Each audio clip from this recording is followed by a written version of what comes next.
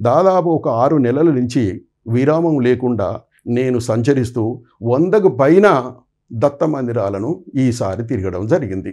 వాటి గురించి ఇప్పుడు మీకు వారు అడిగినట్లు మీకు ఒక్కొక్కటిగా చెప్తున్నా. బిచ్కుందా అని ఒకటి మహారాష్ట్రకు మన తెలంగాణకు బార్డర్లో ఉంది బిచ్కుందా అని. అక్కడికి వెళ్ళాను. అక్కడ స్వామి దేవరాజ్ విఠల్ బాబా వారి పేరు. వారు 3 టెంపుల్స్ కట్టిండ్రు, ఒకటి కాదు. 19 సంవత్సరాల నుంచి ఒకే పీఠం ఒకటే స్థలంలో కూర్చుంటున్నారు. అంటే భోజనానికి వెళ్తారు, అటు ఇటు వెళ్తారు. చివరికి మాకు కూర్చోవడం మాత్రం ఎక్కడ పడితే అక్కడ కూర్చోలేదు, ఒకే స్థానంలో కూర్చుంటారు వారు. వారు భగవద్గీత మీద బ్రహ్మాండమైన గ్రంథం రాసిండ్రు, కాకపోతే అది మరాఠీలో ఉన్నది.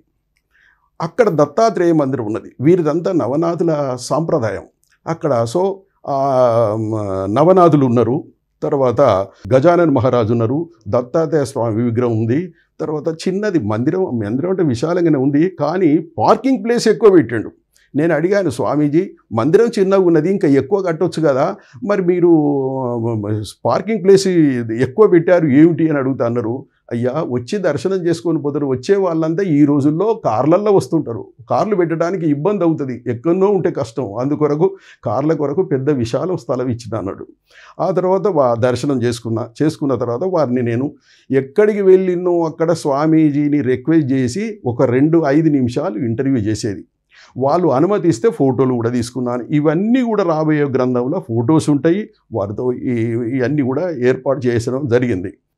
అయితే వారిని అడిగిన, స్వామి మరి ఈ ప్రపంచం అంతా ఇట్లా ఉన్నది, ఇన్ని టెంపుల్స్ కట్టిండ్రు, మరి నన్ను పిచ్చోళ్ళు అంటున్నారు, మరి ఎక్కడికి పోయినా కూడా సంచేసుకుంటారు పోతుంటారని మా బంధువులు ఇతరులు కూడా అందరు అంటున్నారు, ఊరికే దత్త మందిరాలని తిరుగుతూ ఉంటాడు పిచ్చోళ్ళు లెక్కన అంటున్నారు అండి అని నేను అన్నాను. అంటే స్వామి నిన్ననడం కాదే బాబు, నన్ను కూడా పిచ్చోళ్ళు అంటారు, నన్ను కూడా పిచ్చోళ్ళు, నా పేరే ఫాగల్ బాబా అంటారు, నీకు తెలుసా ఆ విషయం అన్నాడు.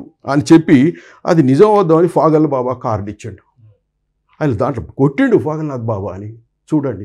కానీ ఆయన దేవరాజ్ మహారాజ్, దేవరాజు కిని బాబా అంటారు, విఠోల బాబా అంటారు, వారికి ఎన్నో పేర్లు ఉన్నాయి, అయినప్పుడు కూడా ఆయన ఇచ్చాడు కార్డు. అంటే నీకు అది అనడం నిన్ను మంచిది అన్నాడు. ఎందుకు అన్న, నువ్వు పిచ్చాడు కాబట్టి నీ జోలికి ఎవరు రారుగా, నీ పని నువ్వు మంచిగా చేసుకోవచ్చు హాయిగా, నీ ధ్యానం కానీ జపం కానీ రాయడం కానీ తిరగడం కానీ, ఎందుకంటే నువ్వు పిచ్చోని కదా, నువ్వు రాళ్ళతోటి కొడతావో మరి ఏం మాట్లాడుతావో తెలియదని నీ జోలికి ఎవరు రారు.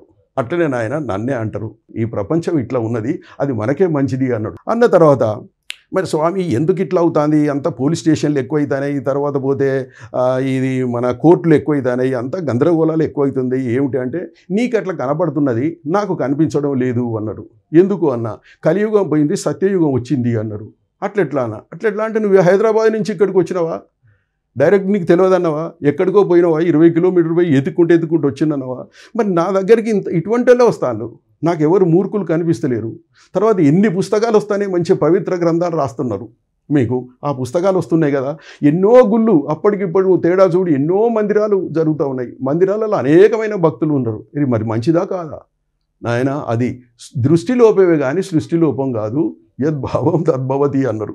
కాబట్టి అంతా మంచిగా జరుగుతున్నది, భక్తి పెక్కులుతున్నది, భక్తి బాగా పెంపొందించబడుతున్నది, చాలా మంచిది నాయన శీఘ్రం అన్నారు. అని చెప్పి వారు ఏం చేసిండు, వారు 3 గుళ్ళు కట్టిండు, పేరు చెప్పిండు. ఒకటి గుండ్లపల్లి అన్నాడు, ఒకటి కిని అన్నారు.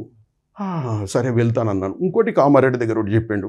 సరే నేను వెళ్తా అని ఆయన చెప్తే తెలుస్తుంది. ఇప్పుడు నా గ్రంథము మొట్టమొదటిదండి, it is a first kind of directory giving primary information. మొదటిది నాదే, ఆ తర్వాత దాన్ని బట్టి ఇంకొకరు రాయొచ్చు, అది సెకండరీ టర్షరీ అంటారు. ఇది మాత్రం ప్రాథమిక సమాచారాన్ని అందించే గ్రంథం నాది.